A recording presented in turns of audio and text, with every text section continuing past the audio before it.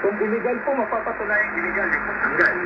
Regardless kung ano po yung dahilan, may consequence ito tinatawag natin at i-reinstate, may order po ang arbiter dyan na i-reinstate yung employee sa kanyang former position without loss of seniority rights.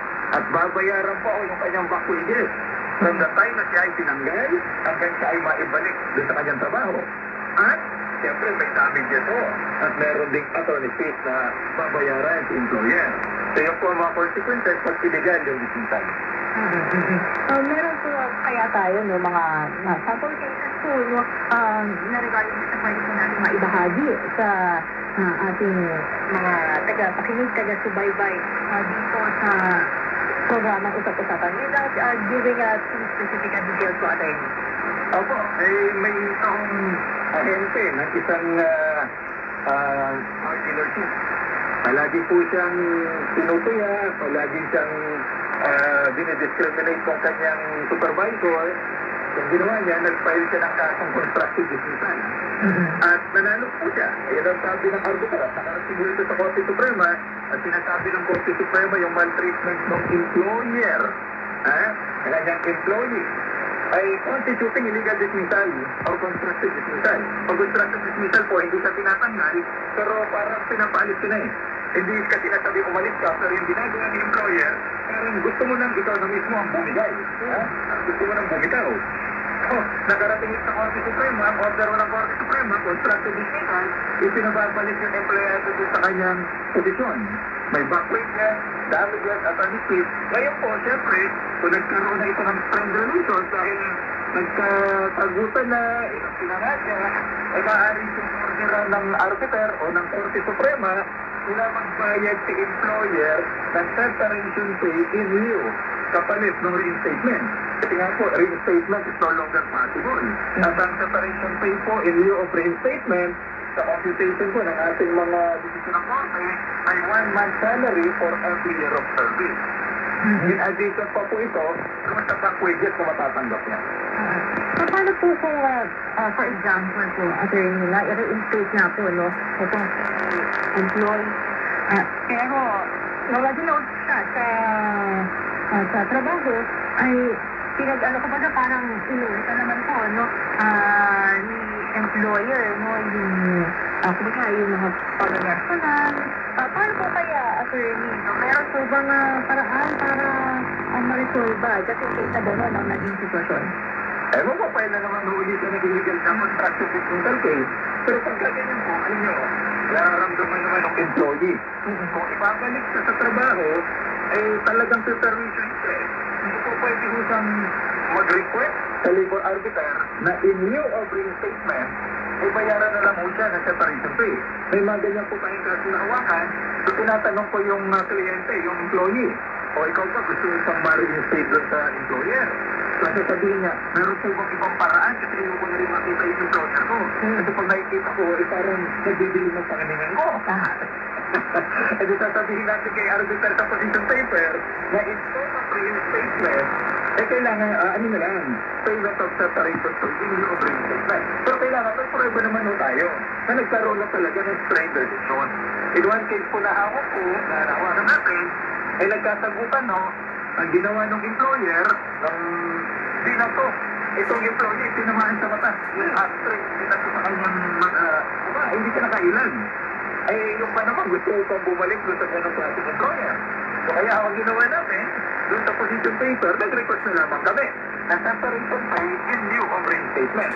At napagbigyan naman ho ng labor arbiter, at yung employer na makita niya, mukhang ayaw niya na makita yung employee, binayaran na lang.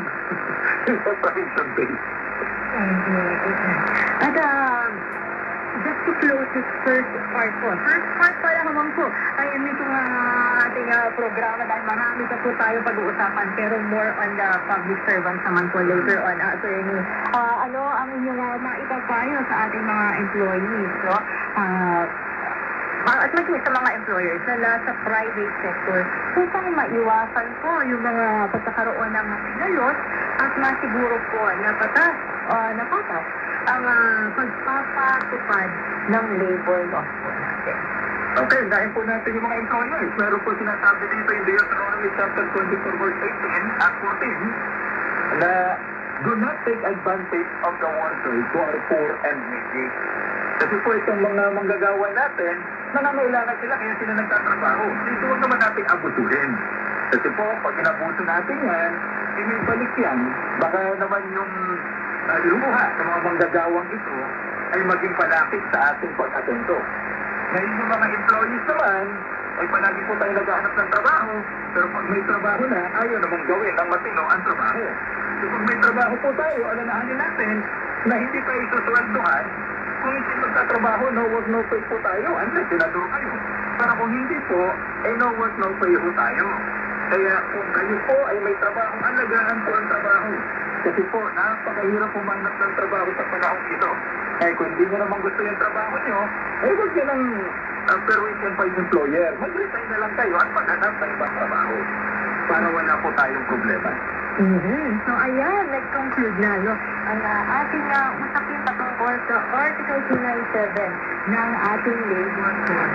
At sa pagbabalik, kasama pa rin po natin si Attorney Buka, ay ating pag-uusapan naman itong tinatawag po na Republic Act number 6713 o ang Code of Conduct and Ethical Standards. Dahil mahalaga na maganda na siyempre ang kalidad ng serbisyo publiko na ibinibigay ng ating pamahalaan sa publiko. So, paano ba natin masusiguro na gano'n yan ang mangyayari?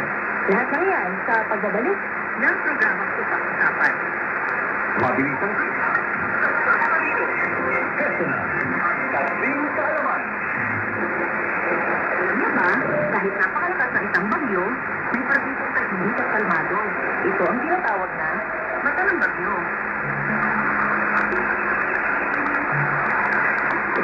Pero, huwag magpanoko. Pagkatapos ng mata, dito na bang ayos kung saan nananasa ang pinakalakas na hangin at ulan na kayang mag-ulit ang matinding sala.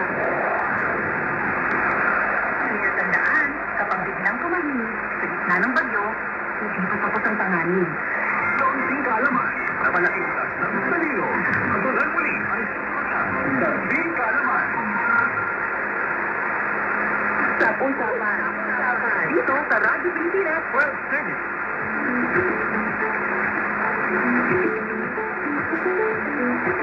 At nagbabalik po ang programang Usap-Usapan. Kasama pa rin po ang Inunikot, F. Vicente. Nagpapatuloy pa rin po tayo sa ating pangalan kay Atty. Nakaisapusan ang labor lawyer at sa ikalawang bahagi ng ating programa. Tulad ng ating nabanggit